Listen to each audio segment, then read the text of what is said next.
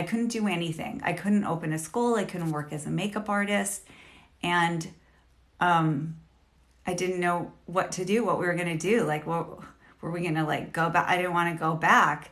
So anyway, after finding this out, I was told by health and licensing, well, you could just meet with your senator and tell them that you want to change the law. I was like, oh, okay. How do I do that? It wasn't like, oh, sure. I was like, oh, good. There's an answer. How do I do that? I'll do that. And so that's what I did. I found out who I was the constituent for and called up the office. They said that we're obligated to meet with you because you're our constituent and you have 15 minutes to state your case and what the problem is and why it needs to be changed. So I was like, wow, this is like really big. And so I had a support team. I talked to some other makeup artists, Christina Cordum, Ava Losi. I got together, this was actually after the first meeting. I got those two, I believe, came with me to the first meeting.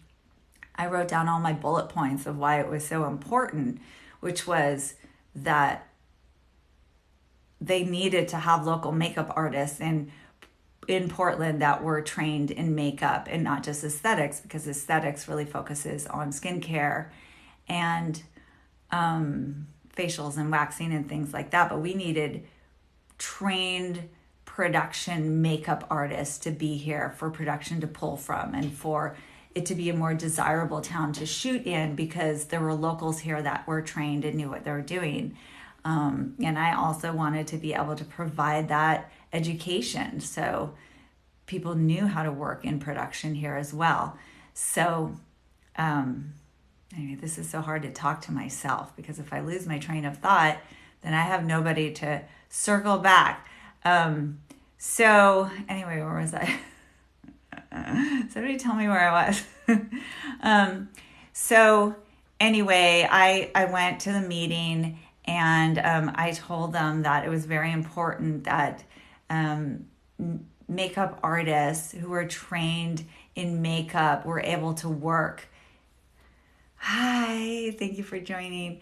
We're able to work in Portland without an aesthetic license, because it's very expensive to go to aesthetic school, and then you don't really, you're not spending your money learning the kind of makeup that you need to know in production.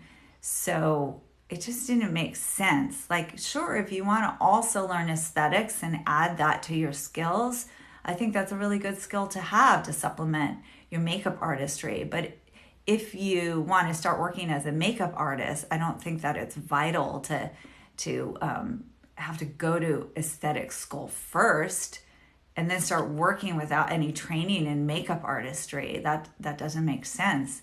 So the other thing is there's all these makeup artists working on these productions like Grimm that didn't have licenses, and they're all doing it kind of like under the table, like in secret or whatever, hoping not to get caught on all these productions, non-union film productions and advertising shoots with Nike and stuff like that. And they really, according to the law, weren't allowed to be working. They were working illegally. And when they found out that I was working, they actually told me, health and licensing told me to take down my website, don't advertise, I'm not allowed to work in this state. So it was like, I am not allowed to work as a makeup artist in the state of Oregon. I'm not allowed to open a school. I'm not allowed to make a living here. It's illegal for me to do makeup. So what the heck did I leave everything for to move to Oregon when I am not allowed to make a living here? So it needed to be changed, because I wasn't ready to go to aesthetic school and spend money on something that I've never needed to use or wanted to do. Like, I don't want to wax. That's not my thing. So anyway, we had the meeting. I set up the meeting and I had the other two come with me, and it was with Senator Jenny Burdick And actually, she, I don't know if I should say this on camera, but she, halfway to our meeting, she turned around because I think she forgot to feed her cat.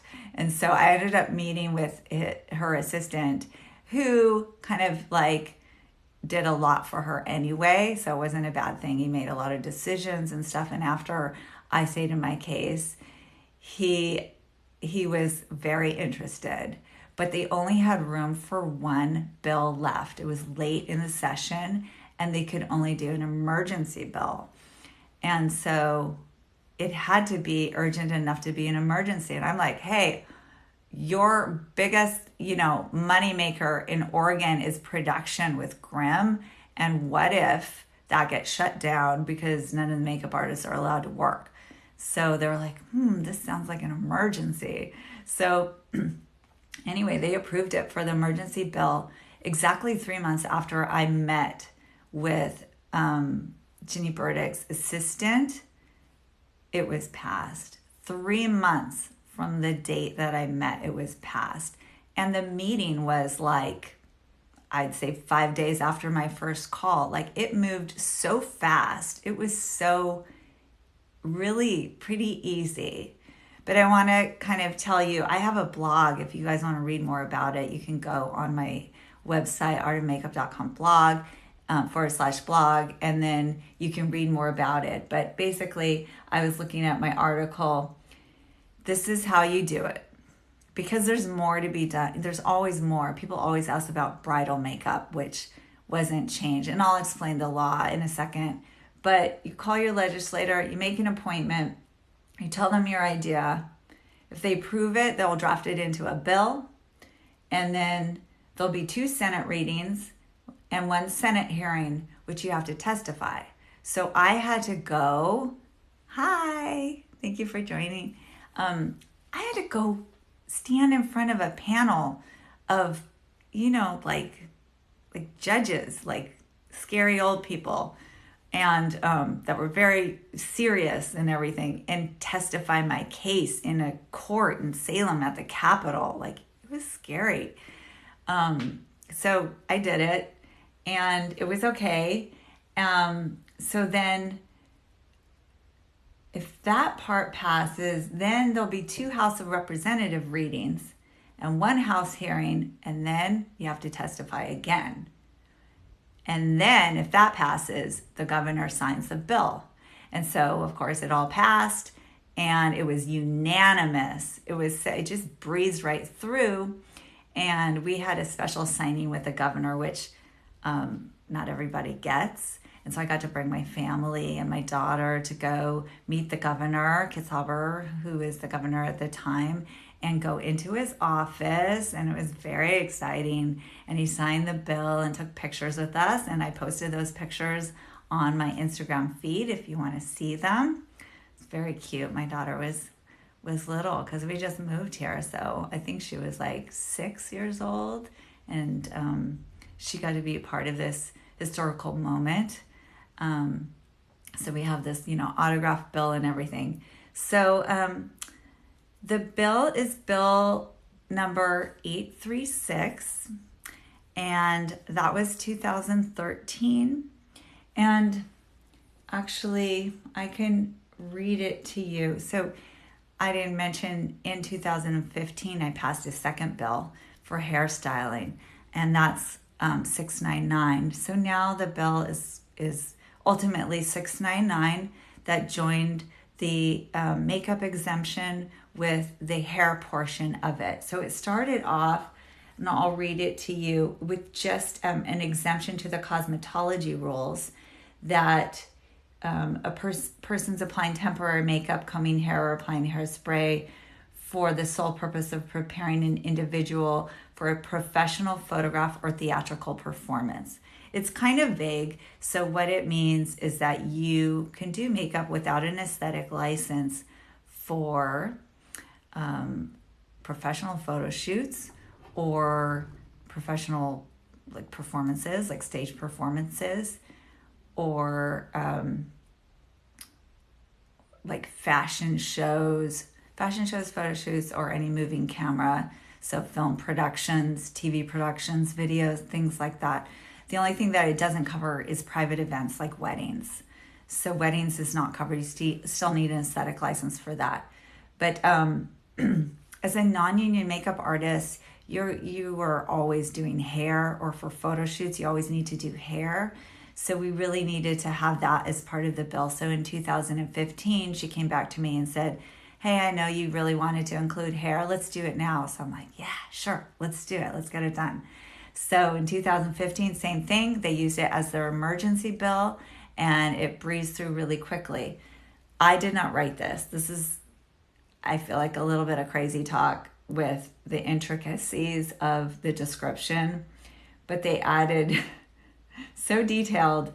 So persons applying temporary makeup, combing hair, brushing hair, braiding hair, applying hairspray, holding cream to hair, or styling hair through the use of barrettes, ties, clips, ribbons, and other similar hair accessories for the sole purpose of preparing an individual for a professional photograph, provided that the person does not use any product that alters the keratin of the individual's hair.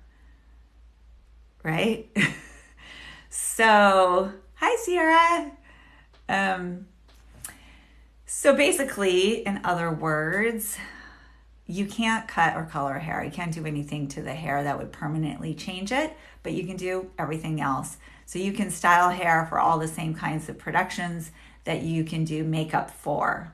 So you can't do it for private events like weddings, but you can do it for everything else that I just mentioned. So those are the two bills that I passed. What that was able to let me do was also open a school so that I could teach these skills, because now there was a new career available for professional makeup artists that didn't involve aesthetics but still needed training. So now we can provide training for hairstyling and makeup artistry for all of these types of productions.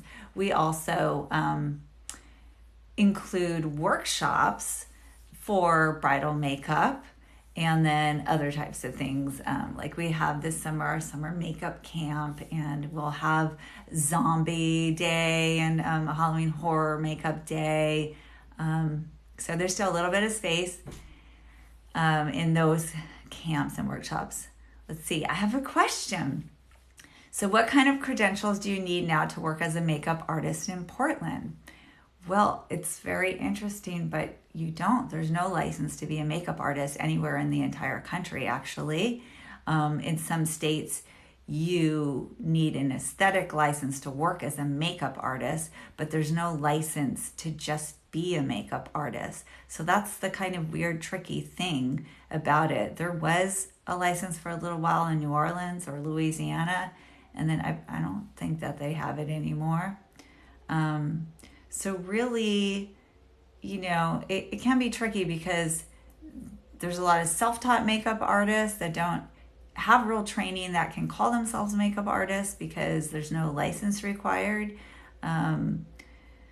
But, education is key. Really knowing what you're doing when you get on set and being prepared, that is so important, because the first impression really lasts. And if you blow it, then you probably won't get hired back.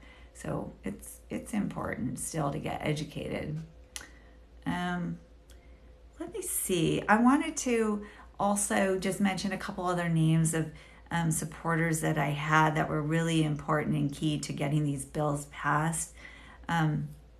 Charlie, who is the head of the local IATSE 488 in Oregon, went and testified with me. He was super supportive.